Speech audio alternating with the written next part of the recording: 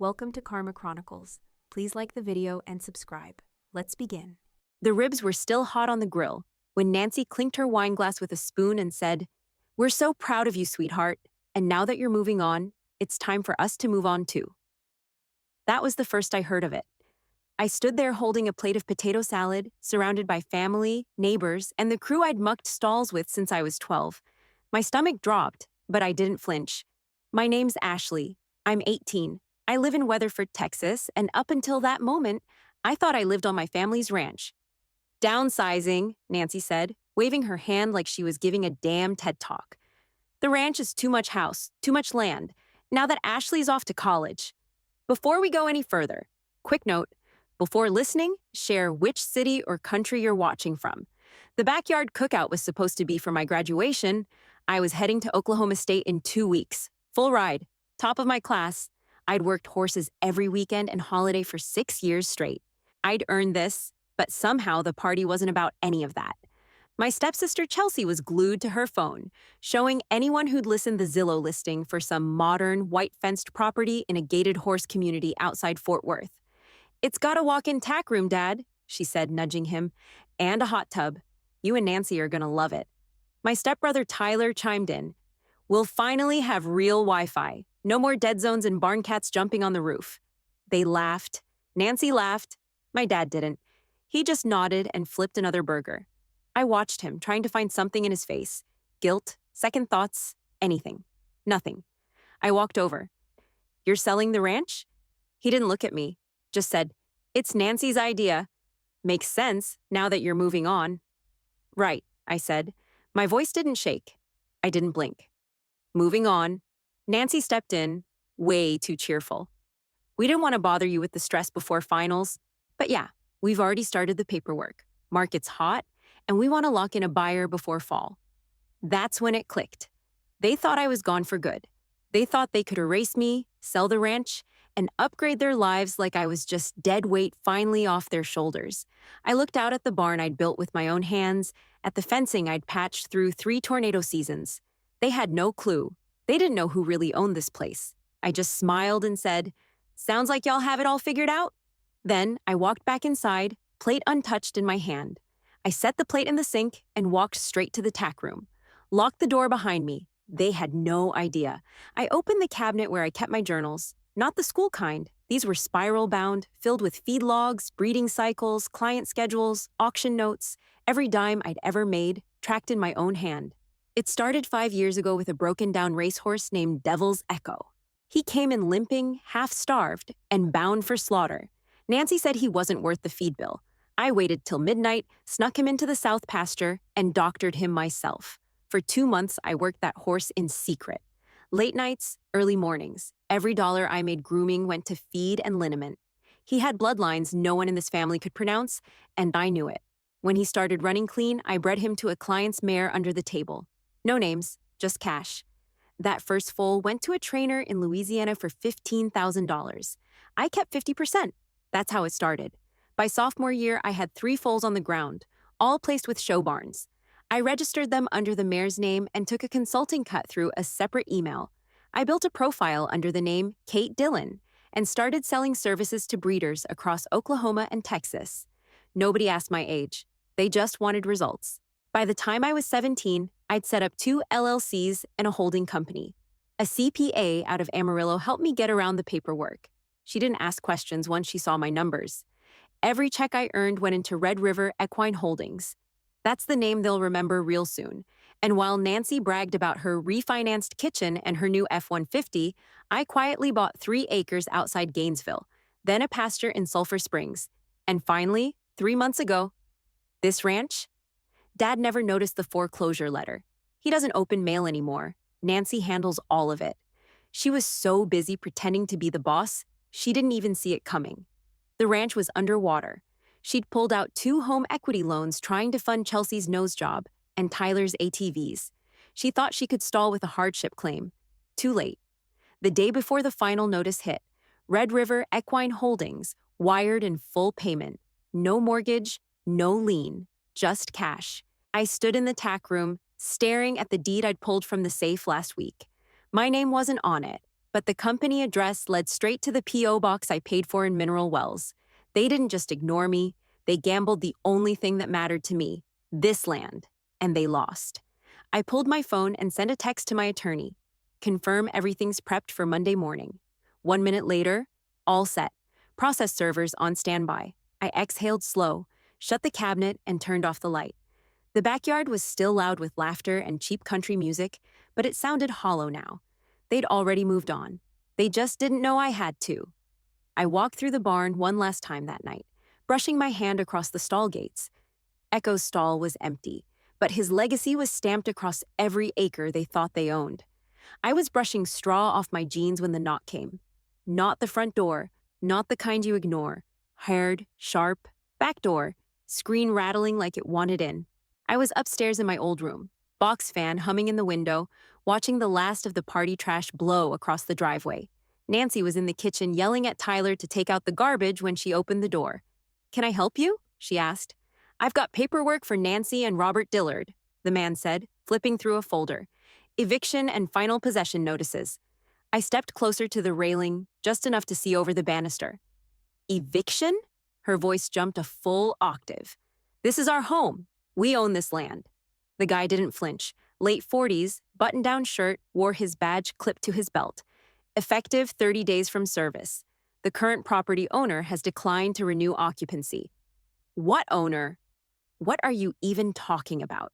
Dad walked in, still half asleep in his ranch boots and boxers. "What's all this?" The man handed him the envelope. Red River Equine Holdings, LLC acquired the deed 3 months ago.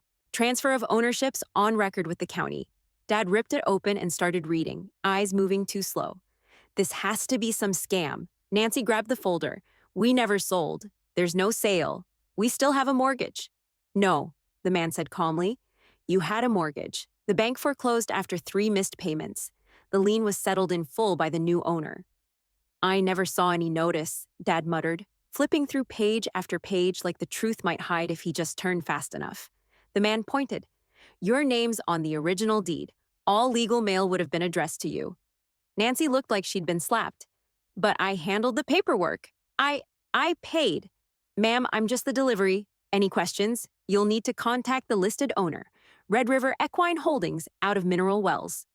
She started to protest again, but he was already walking away. Tyler and Chelsea came stumbling out from the living room. "What's going on?" Chelsea asked. "See, someone's trying to steal the ranch," Nancy shouted, turning on Dad. "Did you not check the mail? Did you seriously not open anything? I thought you were handling it. I didn't see a foreclosure." He held the paper out like it was poison. "You told me we were fine, that everything was under control. I was refinancing. I was waiting for the approval. That was 5 months ago." Their voices got louder. Nancy's hands were flying. Dad's face was turning red. Chelsea started crying. Tyler just stood there, frozen. I stayed still at the top of the stairs, arms crossed, silent. Let it unravel. They weren't getting it yet. They still thought this was some technical mix-up, some clerical error they could call about on Monday. But I knew the truth. This wasn't a mistake. It was math. They borrowed more than the land could carry. They didn't respect what they had. And now, they didn't have it anymore. Nancy slammed the paper on the table and grabbed her phone. "I'm calling the county. I'm calling a lawyer. I'm not letting some corporation take my house." Dad sat down hard on the bench, rubbing his temples. Red River Equine. That name sounds familiar.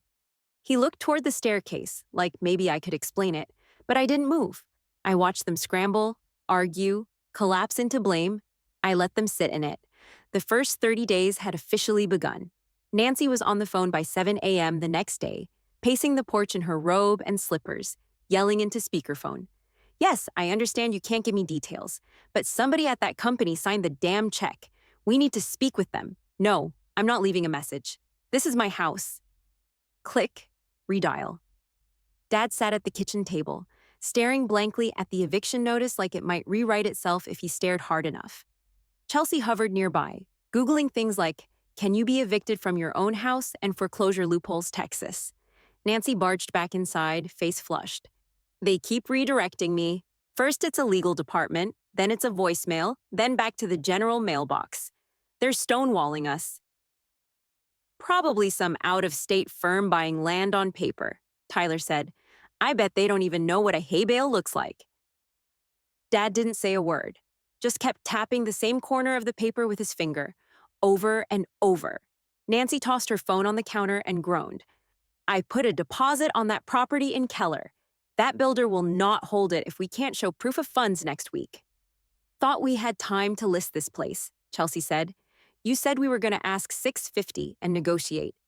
Well, clearly I was lied to, Nancy snapped. I was told the bank was processing our hardship extension. Somebody dropped the damn ball. Dad looked up. We never got a final notice. Not certified. Not delivered. I leaned against the fridge. Actually, that was 3 weeks ago. I remember seeing the envelope. You left it unopened on the mudroom table.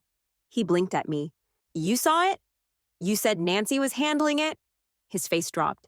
Wait, Chelsea said. There's got to be a way to reverse this, right? Like a grace period or appeal or something? I pulled out my laptop. Let me check. What was the buyer's name again? Nancy answered before anyone else.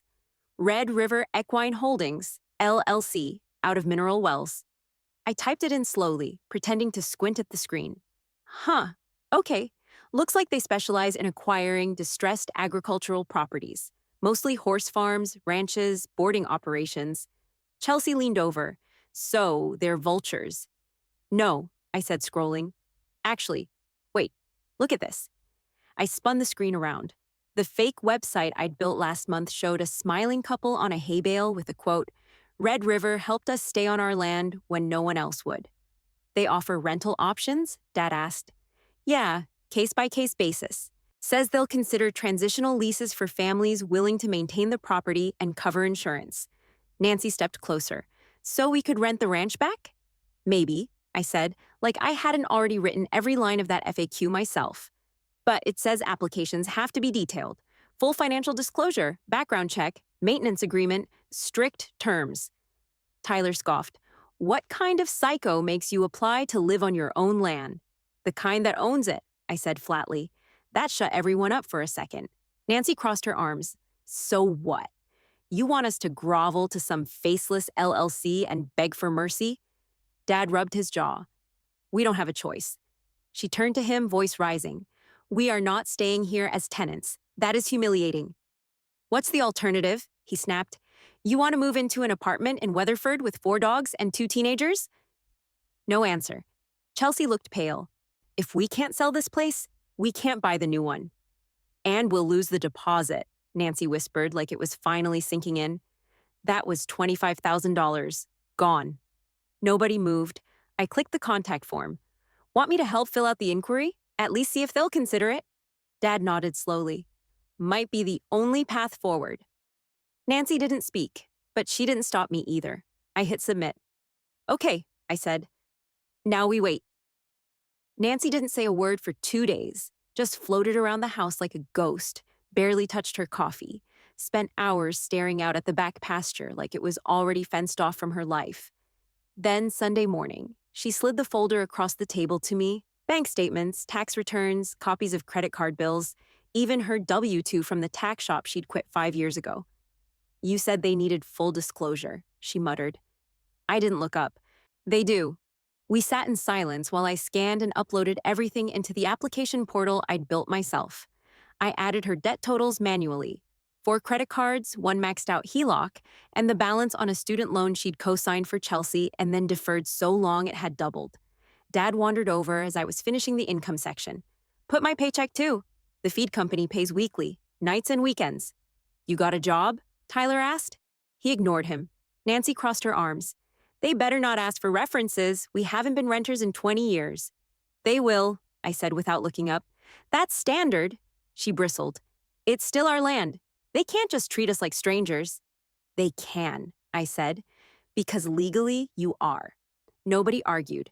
Once I submitted the full package, I forwarded it to my attorney. She had the lease draft waiting. By Monday morning, the offer came through in a clean PDF, $4,500 a month. Month-to-month lease, strict upkeep clauses, quarterly inspections, no subletting, no late payments, not even once. I printed it and laid it on the table. Nancy read the first page and threw it down.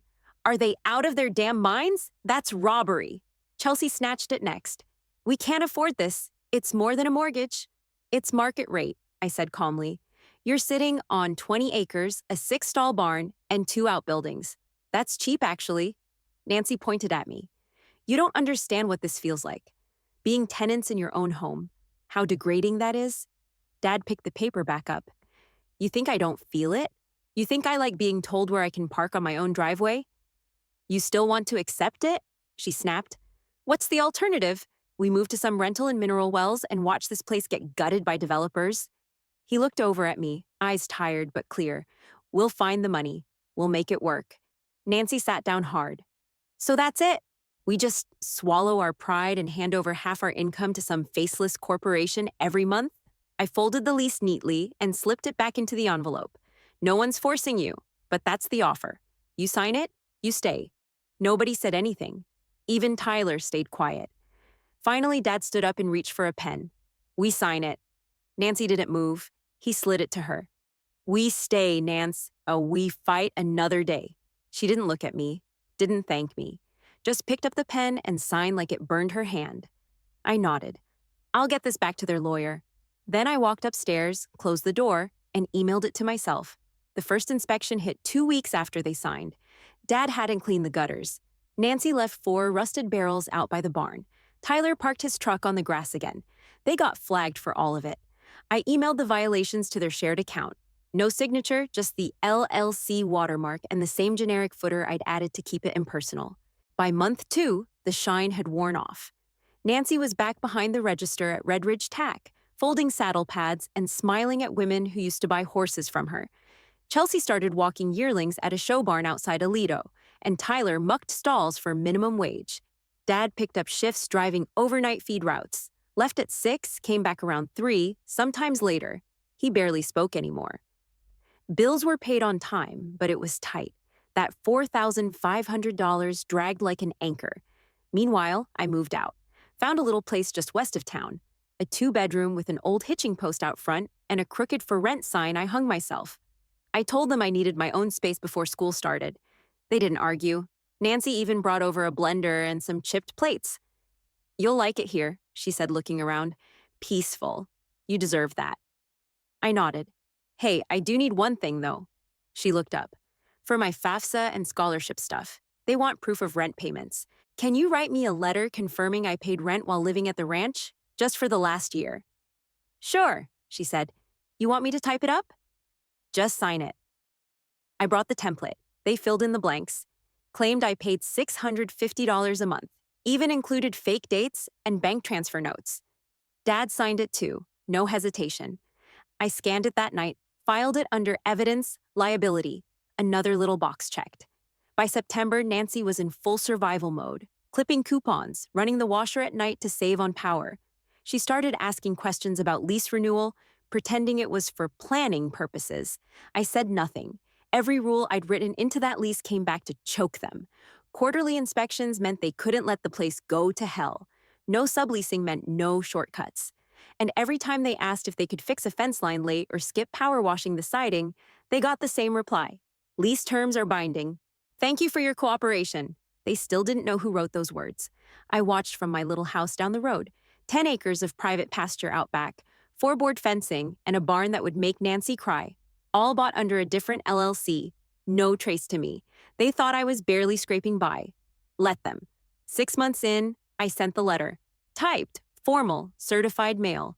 Red River Equine Holdings, LLC is preparing to liquidate its real estate assets. As current tenants, you are granted first right of refusal to purchase the property at market value, $895,000. Offer valid for 14 days. I knew the second it landed. Nancy called less than 2 hours later. She didn't even try to hide the panic. Ashley, have you heard? We got some kind of notice. They're selling the ranch. They're selling it. I kept my voice flat. Yeah, I heard. They want nearly $900,000. That's insane. This place isn't worth that. It's the market. Land's gone up, she sniffled, then full-on cried. We can't buy it, not even close. We barely make rent. If we lose this house, we'll have to move into town, rent some crummy place with no land. The dogs, the horses, they won't fit. This is our life, Ashley. Is it? I asked. Because last I checked, you said this place was too much land, too much house. Remember? Silence. You said it made sense to let it go, that I was moving on. You had it all figured out. More silence, and then a soft, broken, I was wrong. I didn't say anything. I didn't see how much this place meant to you, she said. I didn't see what you were carrying, and I sure as hell didn't think I'd be begging to stay here 6 months later, but here I am. You always thought I was temporary, I said. Help around the barn, do the chores, ride the horses, then disappear when it was convenient. You never once asked what I wanted. She let out a shaky breath. I know, I treated you like labor, not family. I didn't mean to, but I did. I sat back in the chair and let that hang in the air. I'm sorry, Ashley. I mean that. I tapped the edge of my desk. Then I told her, I own Red River Equine Holdings. The silence on the other end hit like a dropped wrench. You, what? I started it when I was 15. It bought this ranch out of foreclosure. I wrote that lease. I scheduled those inspections. Every notice, every clause. You've been living under my terms. More silence. I moved out so I could manage things clean, keep it professional, and to prove a point. She sounded like she was choking. You've been, this whole time, you let us think. I let you live here, I cut in. I let you lie about me paying rent. I let you sign that lease so you'd know what it feels like to be on the hook for something real. Her voice dropped to a whisper. Why? Because you never listened. You never saw me. All those years I worked this land while you called it yours. And now the one person you didn't count on is the one holding the keys. I heard her breath catch. So, I said, you have a choice. 14 days. Buy it or walk. The line went dead. They showed up at my place the next morning. Dad knocked twice. Nancy stood behind him, eyes red, hair pulled back like she hadn't slept. Chelsea and Tyler hovered by the truck, pretending not to be listening while watching every second. I let them in without a word. Nancy opened her mouth first. We need to talk.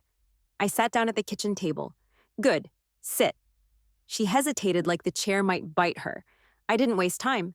You treated me like a farmhand, not a daughter, not a stepkid, just someone to shovel manure and stay out of the way. For years, Nancy lowered her eyes. I worked every break, every summer. Fed horses before school, patched fences, fixed busted water lines at midnight. You didn't offer help. You offered chores. And when I earned something, when I graduated top of my class, you threw a goodbye party and told me to move on. She looked up, voice trembling. I didn't realize what I was doing. I thought you loved it. You never said, because saying something never changed anything. You'd already made up your mind about who I was. Just the girl who came with the man you married. Dad cleared his throat. That's not fair. No? I turned to him. How many times did you ask me what I wanted? What my plans were? How I felt about the ranch? He didn't answer. I didn't just get lucky. I built something. Quietly. While you two refinanced the land to the edge of foreclosure, I was breeding high-value foals, running a consulting business, flipping pasture parcels in 2 states. I saved this place with my own money because no one else gave a damn. Nancy was crying now. We didn't know. We didn't see it. You hid all of that. I had to. If you'd known, you would have found a way to take it. Or worse, ruin it. She wiped her eyes. You're right. We were selfish. We were stupid. But please, don't sell the ranch. This is our home. We'll lose everything. I stood up, went to the counter, and pulled out a second envelope. Here's the deal. I'm willing to sell it back for $400,000. That's what you originally owed when the bank was about to take it, not a penny more. She blinked. But the offer was, I know what the offer was. That was business. This is personal. Dad leaned forward. And the rent? I nodded. $36,000 paid. I'll count it as down payment. You'd owe the remainder through a private note. No bank. No interest. You'd have to take care of taxes and insurance. The land stays in the LLC until it's paid off. Nancy gripped the table. We can do that. We can make that work. I'm not done. She looked up. I'm not giving this land back without conditions. You want to stay? We have a conversation. All of us. Real one. No brushing it under the rug. We talk about how I was treated. We own the damage. And you agree to fix it going forward. Dad nodded slowly. Fair. Chelsea stepped inside the doorway. You want us to, say we're sorry? No, I said. I want you to mean it. I slid the offer across the table. You've got 1 week. After that, I list it for real. Nancy picked it up with both hands, like it might fall apart if she wasn't careful. We'll talk, she said softly. I swear to God, Ashley, we'll make it right. We'll see, I said. Paper's just paper. I need proof. Sunday hit warm and windy. Grill smoke floated over the back pasture while Dad flipped burgers with a spatula that looked older than me. Nancy was laying out plates, mismatched, chipped, clearly thrift store finds. She set them with care like they were bone china. Chelsea grumbled from the porch. I cleaned the stalls yesterday. Tyler shot back, and I'm the one who dumped the manure cart when the wheel blew. Get over it. Dad looked over his shoulder. Both of you, quiet. Food's almost ready. I leaned against the railing, arms crossed, letting it all sink in. The apology came before we ate. Nancy stood up, napkin still in her hand. Her voice cracked, but she didn't stall. I owe you more than I can say, she said, eyes locked on mine. I judged you. I used you. I assumed things I had no right to. And I'm sorry, Ashley. Truly. She looked at the others. Chelsea nodded slowly. I didn't think you were anything more than horse help. That was messed up. Tyler added, we should have had your back. You carried more than all of us.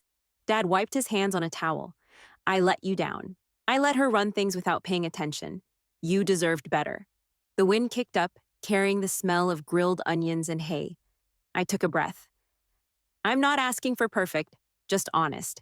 Real family shows up, especially when it's hard. That's all I ever wanted. They nodded. Quiet but real. I raised my glass of sweet tea. To the future, to not screwing it up this time. We clinked glasses across paper napkins and scratched up tableware. For the first time, the ranch didn't feel like a burden. It felt like home.